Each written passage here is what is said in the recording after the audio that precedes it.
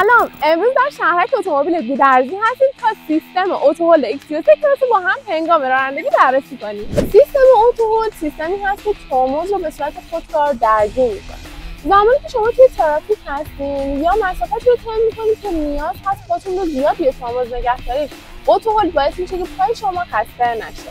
زمانی که ماشین روشنه کافیه شما کمربندتون رو ببندید و اتوهولد رو از قسمت مانیتور فعال کنید.